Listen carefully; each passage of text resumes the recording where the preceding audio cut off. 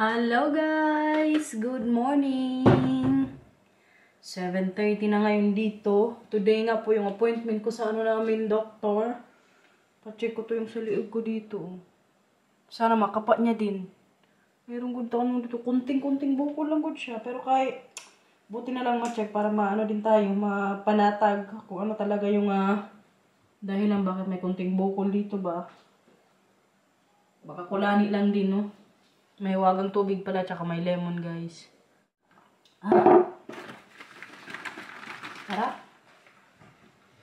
Nainitan ko yung tiyan ko. Happy Tuesday! Wala po tayong work today. Kaya magtambay tayo sa bahay. Ano bang kailangan nilang prutas?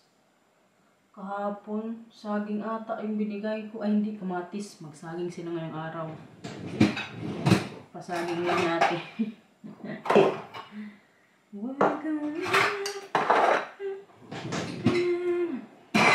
Parang nandito na yung mga bata sa baba, guys. Ayan na. Oh. Good morning! Good morning! Kumusta ang tulog? Teddy bear na naman niya, oh. Sige na, magupo na kayo. Mag-breakfast na po kayo. Magpunta si mama ngayon sa doktor natin. Para ma-check niya kay mama yung sa liig. No! Bakit? Ikaw dito. Ha? Ikaw dito. Siya. Gusto niyang sumama. Opo, babay sa inyo mama si mama. Pero mag-almusal muna kayo. Ano nang itsura ng bebe ni mama? Grabe na ka naman yan sa buhok mo. Kaya kailangan mo talaga makabili ng niya ba? Hair lotion. Ano kasi? Bakit kasi kalakit ng buhok mo? Baka ano ka na naman ng mga kinain mo kahapon na, tapos nagawa ka ng buhok mo.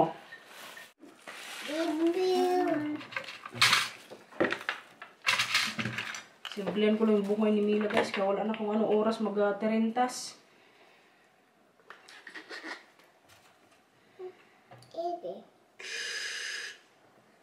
Ano ko na? Thank you. Maintenance na naman to siya sa asma niya. Kuya naman. Grabe ka kapal ng buhok mo, kuya. Buti nila naman sa akin. Naman sa akin naman yung buhok ko. Kapal. Kaya gusto ko rin po medyo mahaba yung buhok niya eh.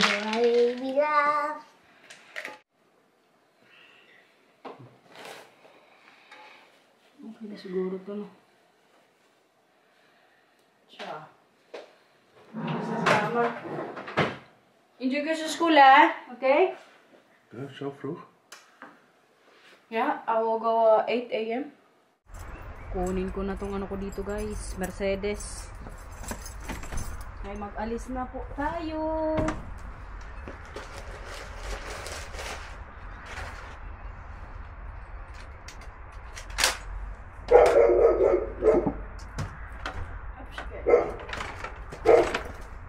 Narinig siguro ako nung aso na naman dito sa kapitbahay namin. Kaya nagtawag-tawag na naman siya. Kadami ko daw aso ng namin dito kapitbahay. Mga 4 siguro. Pala lang, pagod.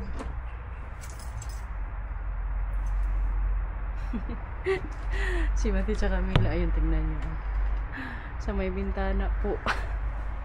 Nak! Bisikleta na tayo. Kaya mag-alas 8 na po dito. Para mas maaga ding magdating doon mamaya sa natin. Appointment. Very independent po tayo ngayong araw. Kaya hindi ko kailangan isama si Marcy sa doctor's appointment. Let's go! Ako lang ata yung dito may appointment. Walaod ka tao-tao, guys. Maaga din kasi. 8:10. Painting sila dito. Tapos yung sa labas. Taan nyo, medyo pa. Dilim-dilim konti. Pwede din pong basa-basa dito ng books. Tapos may palaruan din sila dito para sa mga bata. Dito si Masi at Camila naglalaro kapag nandito kami. Kinakabahan ako ng konti.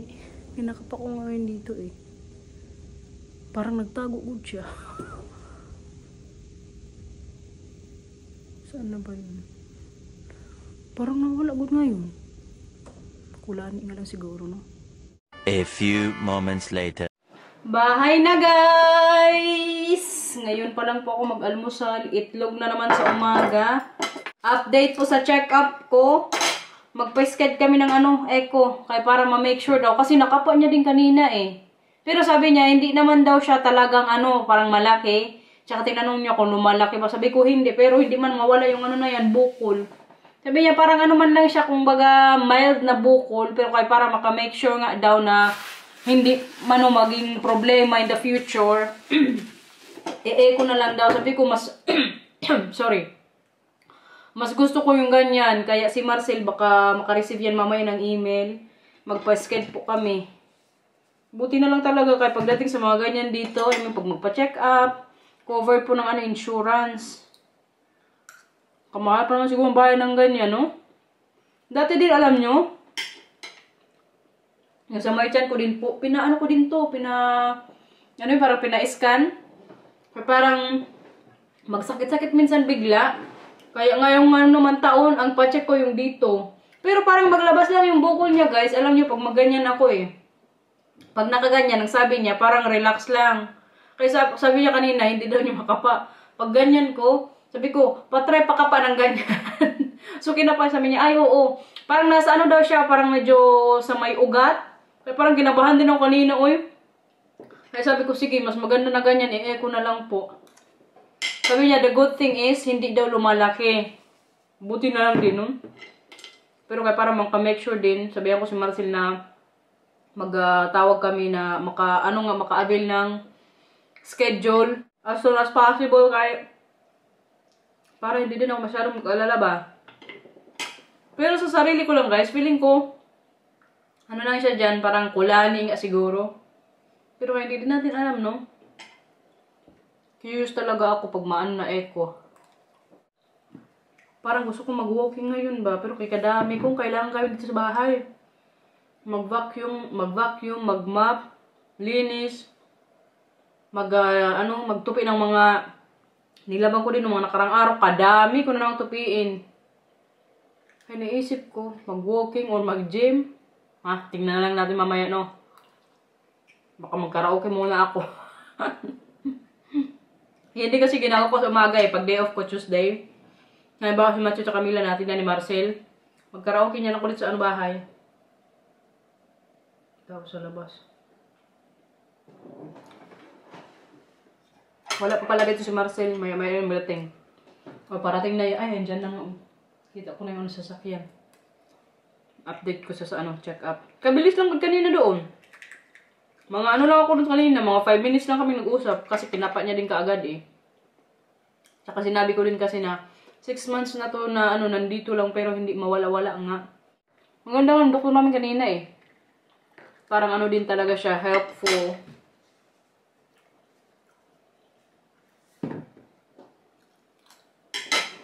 Vitamins tayo.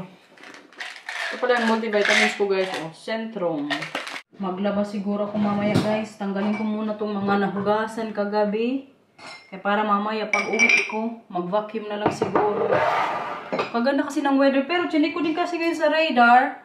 Mag-ulan daw mga 9:40. Kaya parang gusto ko antayin na ulan muna before lumabas. Pero kaya minsan kasi sa radar, magsabi mag-ulan. Pero hindi ko mag-ulan, guys. Buwang itong weather dito sa sa Netherlands. Hindi mo mawari. Ngayong umaga, maaraw, maya-maya, mag-ulan na yan. Tsaka autumn na rin kasi. I mean, next month ata yung start ng autumn. Or this month. Kaya mga ulan-ulan na naman yan, hangin. Maglinis ko sana ako sa garden kung hindi basa. Magmosa na ako sa grass pero kay basa pa eh. Kapangitin kung linisin ko. Baka mamaya yung malinis yung mga lapak lang.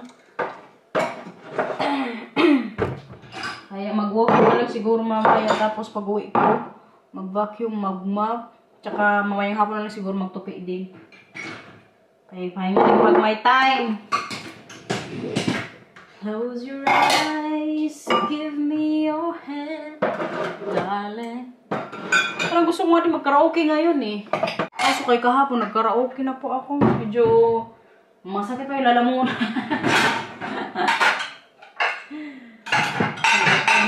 hugasin. Labas tayo mamaya guys, kaya para makasama ko din kayo doon. Kung nandito lang si Lito, may kasama sana ako mag-walking. Si Marcy kasi hindi po yan siya minsan mag-walking. Kaya busy sa trabaho niya sa taas. Sayang nga, ang Inday hindi pwede today. Nag-invite ako sa kanya dito sa bahay pero kaya may isang ganap. Huwag kayo mag-alala guys, kasi mga darating na araw magkikita-kita kami nila ng Inday. Actually kami po nila talagang madalas magkita kasi malapit lang yung bahay namin sa isa't isa. Hala ka? May na crack. Kaso pag nagkikita kami, ako naman minsan hindi mag-vlog. Ayun lang yung time ko din na makapagpahinga din. Walking tayo ngayon guys. Anong oras na ba? It's 9:29 po ng umaga. Kita nyo yan? Ang ating Mr. Sun. Tingnan natin kung sa oras na 9:40 mag-ulan talaga. Kayun po yung sabi ng weather dito. Pero maglabas pa rin tayo. Sinabihan ko si Marcy kung gusto niya magsama, hindi talaga kaya marami daw siyang mga orders. So tayo na lang mag-walking no. Si Lito nga may message yun. Sabi ko, Lito, walking tayo. Mahilig din kasi yan si Lito mag-walking eh. Pero alam niyo sa Pilipinas po, doon sa probinsya, si Lito nag-walking din. Kasama min siya yung mga katrabaho niya. Kasi nasabihan ko din siya eh. Minsan kasi stress yan si Lito guys. Sabi ko sa kanya para hindi ka masyadong mag-isip-isip din. Mag-walking ka. Kaya yung magandang therapy po sa sarili. Parang kadiliman natin. Uy. Ayan. Diyan pa ilagay. Malagod ngayon katao-tao dito sa likuran natin guys. Oh. Tsaka wag po kayong matakot ha. Kapag nag-walking ako dito mag-isa. May mga subscribers din kasi na magsabi na katakot naman dyan. Baka mamaya may mangyari siyang masama. Guys, wag po kayong mag-alala. Sa awa naman ng Diyos. Okay naman po dito sa namin lugar. Tsaka mag-walking man tayo. Maaga. Hindi hindi madilim, hindi gabi. Tsaka therapy ko din po talaga to sa sarili ko. Lalong-lalo na ngayong araw, 'di ba? May tayo check up. Actually kanina napapaisip ako eh. Wala. Sana okay lang yung maging result sa echo. Kaya para mag-ano yung ko isip, okay. Go walking tayo. Ito yung nilalakaran natin ngayon dito guys. So, sa kabila po daan. Ng mga punong yan, alam nyo, nag-start ng yellow, brown. Kasi ibig sabihin nga niyan, pa-autumn na po. Magsisilaglagan na yan. Siguro mga pa yan, 1 linggo. Tapos kalbo na yan dyan. Yan yung sign na mag-autumn na eh. At umulan na nga po. Kita niyo yung mga drops. So legit yung nila dito guys. Forecast weather. Yung sa radar. Kaya umulan nga oh. Daanan ko mamaya yung nila Matthew School. Pero kaya nasa loob man yun sila. Hindi ko yun sila makita. Dadaanan natin guys oh. Sinong hindi mapapalabas niyan kung maganda ang weather no? Kadlakad. Parang mamay pag uwi ko sa bahay kadami ng energy ko.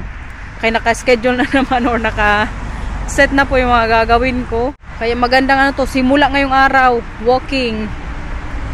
Mag-gym sana ako pero tinamad na naman ako guys. Mamayang gabi kasi may badminton din. Ay, update pala guys.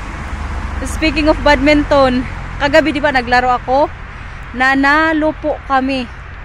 Nanalo ako sa single, double, tapos sa mix. 8-0 good yung total ng ng score namin.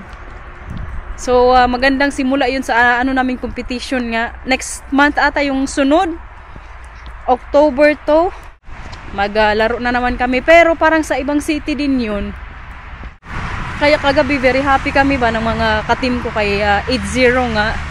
Nanalo kaming lahat sa lahat ng games. Nakauwi ata ako kagabi mga na eh. Parang mag-alas 12 ata yun 11:30.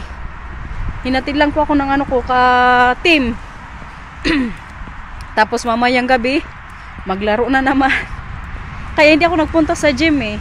Mamayang gabi nga maglaro na naman ng badminton. Mahirap din kung pagpagurin ko din yung sarili ko no. Mga ganitong walking pwede pa.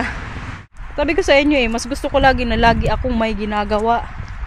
Parang ma-release yung energy ko. Alam niyo kapag hindi ako mapaglaro minsan din ng badminton or magawa sa isang linggo or sabi natin sa isang buwan, hindi ako masyadong makapaglaro ng badminton or makapag-walking.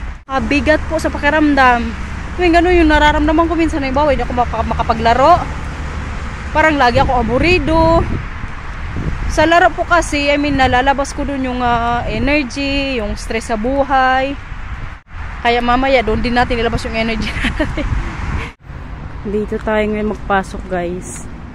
Itong nilalakaran ko po, ito din po yung dinadaanan namin ni Lito kapag mag-walking.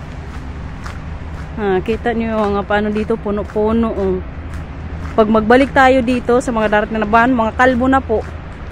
Kaya enjoy nyo hanggat may mga dahon-dahon pa. Kita nyo yan, mag-isa lang tayo. Pero kaya may pa-music din naman. Kaya ma-boost yung natin, energy. Ito, ang gandang tulay din dito eh. Pinicturean ko din si Lito sa tulay na to. Ayun guys, Lito! Kung nanonood ka man kita mo? Punta ka na dito, Lito! Nag-chat nga ako sa kanya. Sabi ko, nag-walk nga ako, mag-isa lang ako. Sabi niya, sana all. Punta ka na kasi dito. Tagal mo eh. Actually guys, si Lito gusto po magpunta dito next year. Pero kaya parang hindi mangyari. Kasi diba, gusto ko nga po umuwi din sa Pinas next year. Hindi lang din naman yan sure, pero yan yung plano ko. Ayun, dito guys, tulay. Kita nyo yan? Wow. Kaya si Lito, kahit gustuhin man niya magpunta dito next year, hindi matuloy kay ako munang wag siguro dyan. Pa 360 tayo ngayon dito guys. Wow. Diba? Maganda pagod ng patubig nila dito. Kalinis masyado. Wala po talaga kayo makikita ang mga plastic-plastic o mga anik-anik dyan.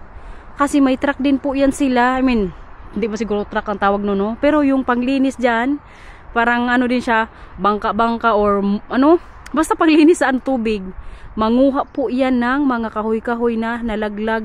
Halimbawa from dito. Maglinis-linis din po yan sila. Kaya ganyan po kalinis yung nila dito, mga paganyan, mga pakanals. Tsaka doon sa kabila din, may patubig din. Kaya magbaba na po tayo. Doon pa tayo banda maglakad-lakad din. Kung malapit nga lang sila Inday or si Day Precious, yung dito sa Liwarden, kaganda gud siguro mag-walking kasama sila habang nag-chichismisan. Ayan guys, diba? I love it. Bahay na guys. Natapos na po tayong mag-walking. May nabili ako sa supermarket. Bumili po ako ng ano to? Patatas ba? Tapos ko mamaya mag-gisa ng beans na may chicken. Favorite din kasi yun ni Marcel. Kaya yan po yung dinner namin tonight. At pang breakfast ni Matthew tsaka Mila. So tatlo lang po yung nabili ko kanina sa supermarket. Tinawagan ko si Marcel kung may gusto din siyang pamilhin eh. Kaso kaya wala man. Naaw siya. Parang gusto ko lang mag-yogurt tsaka prutas. Pero kaya may chicken joy din dito. Ang iniisip ko lang kapag magkain ako ng chicken joy tapos kanin, parang nawala lang din yung winoking ko kain. Kainin na lang siguro natin to guys. Kaya ang mga bata mamaya hindi naman din to kainin. So tayo na lang. Bawi na lang mamayang gabi sa sa badminton. Ay, nakailang kilometers ba tayo? Tingnan niya natin. Yung nilakad ko kanina. Wait. Curious ako kung ilang kilometers. Ayan. Hala, tayo guys. 8,924. Na Ayan steps. Diba 10,000 dapat per day? Kainin ko na ito lahat kay may ibang bata ngayon walang kinakain. May ibang tao. Kaya hindi pwedeng magsayang din. Lagyan lang natin sa microwave. May bisita na naman dito sa bahay guys. May na-recruit na naman. Yung best friend ni Mila nandito sa Liana. So mag-prepare po ako na snacks nila. Tsaka ito. At ang tubig na may tawag nila dito yung parang medyo magtamis-tamis yung nila inumin. Gusto na matulog dito ng batang to Bukas naman po, si Mila magsama sa kanya. Punta daw sila sa somewhere. Gala sila ng ano. Nanay ni Liana. Ayan po, kuha ka na lang. Okay. Mag-wash ka ng hands, ha? Use hand wash. Okay, use hand wash, ha? Kalimutan mag-wash ng kamay kay ang mga bacteria. Andun na po yung tatlo, oh. Nag-ice cream na doon daw sila magkain. Katatapos lang din po namin doon sa isang ano dito, playing area. Sabi ko mag-uwi na kami kay maya-maya. Sunduin na yan si Liana. Bukas magkita na naman yan sila ni Mila. Tapos pagka-out nila sa school, magsama na naman po silang dalawa. Alam niyo yung pupuntahan nila tomorrow sa Monkey Town. Kasi sinabihan kanina si Marcel nung nanay ni Liana na bukas gusto din nila isama si Mila. Pero magbabayad po ng entry din kami. Sabi kay Marcel, tayo na lang magbayad. Mga ata kasi yun 10 euros almost. Kahiya man malibre si Mila guys, no? Sila na nga magbantay. Pero kaya kasi lang ba? Alam niyo kasi si Liana, nag-iisang lang din po yan anak. Kaya gustong-gusto din po nila na si Liana tapos si Mila magkasama lagi. Kaya para sa Asian, alam niyo yung magulang ni Liana, Vietnamese po. Katulad lang mga kaibigan ko sila Fong tsaka Pio. Tama! Kawawa naman yung mga halaman ko guys. Kailangan na talagang linisin. Ang grass good kailangan gupitan, oh. Actually parang pwede ako ngayon. Mag-mow. Mamaya na lang tingnan natin. Pag umalis na din si Liana kaya maingay din kasi. Medyo dry na kasi yung grass. Gupitan ko to mamaya. Tingnan nyo yung energy nitong dalawa ngayon dito, oh. Kaalis lang po ng best friend ni Mila. Ayan na yung nangyari sa kanilang dalawa. O, yung mga kalat nyo kanina, maglinis na po, ha? Uy. Wag naman tong natin, kanin. Nagluto na pala ako ng dinner namin, guys. Itong ulam, oh. Ayan. Si Matthew super happy, good. Kaya nakita niya, sabi niya, anong reaction mo kanina nung nakita yung ulam natin? Yummy! Favorite din kasi yan ni Matthew, eh. Now, chef. One more now. Mama, Po? kan jij die regenboog daar voor me pakken? Saan? Yung ito? Ja. Alsjeblieft. Wow. Maglinis na muna dyan kay may mga kalat-kalat pa konti. Maghugas na ako ngayon dito ng malalaking kaserola kay para mamaya on time na namang makaalis sa bahay. Kay may badminton nga po tayo. Para hindi masyado mamaya madami yung kailangan kong gawin pagkatapos ng kanina. Hindi ko pala magupitan mamaya yung grass guys. Kay kanina po umulan. Pasaway. Malinis ko sana yung garden ngayong hapon.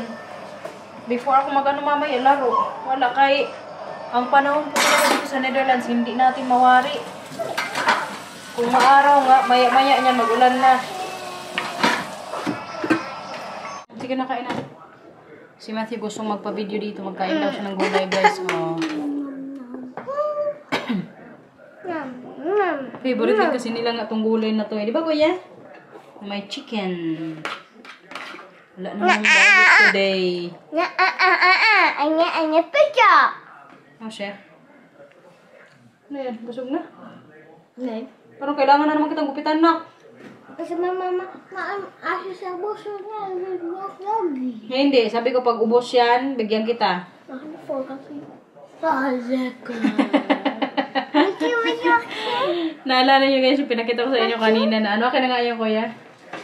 Yung motivation niya po ngayon na ubos niya yung pagkain niya. Kasi itong binili ko sa kanila kanina para sa kanila po ni Mila kay pang breakfast nila tomorrow. Excited na siyang kainin. Sabi ko, sige, pag naubos mo itong na to, pagkain, kain siya ngayong gabi. Pag hindi, wala. Ito guys, excited. Na siya. Kain na, kain na.